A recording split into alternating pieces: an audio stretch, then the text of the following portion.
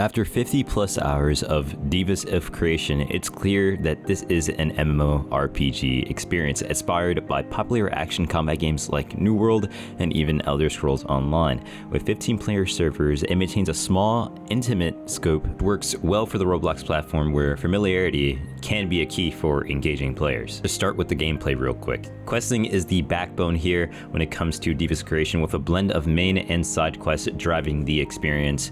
Early on, you'll find yourself chasing XP through these quests, which becomes essential when you hit a major progression wall, like the pursuit of Glimmershade. The challenge ramps up when you face high-level bosses that can quickly overwhelm lower-level players.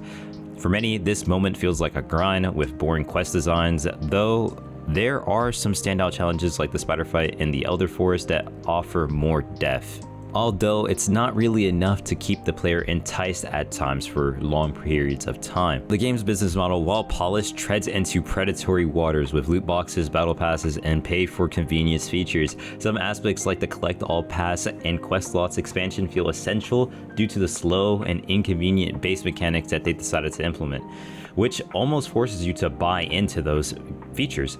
Loot boxes are particularly frustrating, offering a 1% drop chance on desirable mounts that you really want.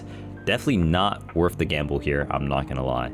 For those investing real money, it's better to just stick with practical features like the collect all pass and avoid any unnecessary spending, because you'll end up losing a lot of your money here. If you're going to buy something, guys, only buy things that'll, speed up the rate of progression, which would be getting markers, getting the collect all game pass, making looting 10 times better overall, because base looting is just borderline terrible. It's actually garbage.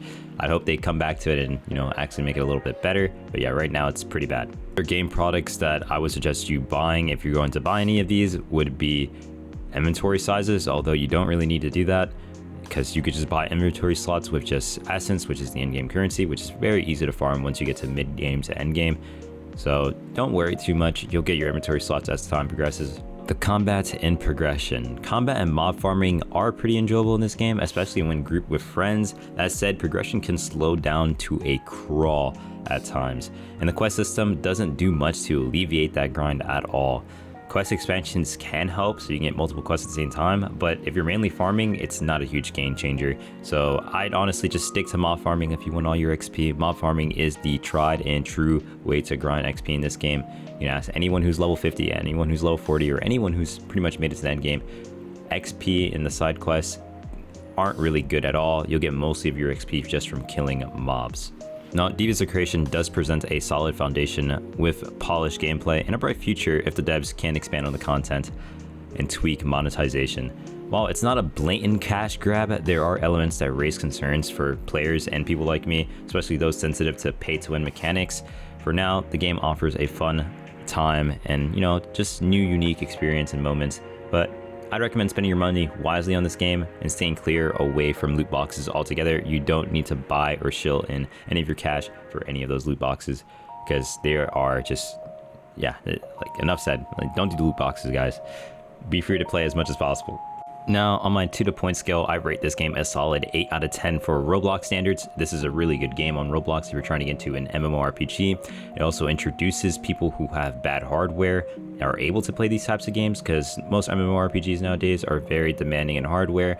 So you don't need anything crazy to play this game. So there is that. It's very easy and accessible to get to this game. Now, if I were to rate this game as a game overall, I would say it's a solid 6 and 7 out of 10. It is a basic, very basic game, but it does have a promising future and it released with no bugs at all. So this game can easily become a 10 out of 10 if they, lock in and do what the fuck they need to do. But yeah, I enjoyed this game, very fun, and I hope to continue playing it because I've sunk too much time into it. But yeah, for the most part, everything in-game that you see that is purchasable can actually be purchased with the in-game currency. So you can be 100% free to play. It will just take you a damn long time. But once you're there, you'll feel satisfied that you didn't fork up any of your cash from your wallet to get any of these things. So, hey. Oh, that's to the point with you guys.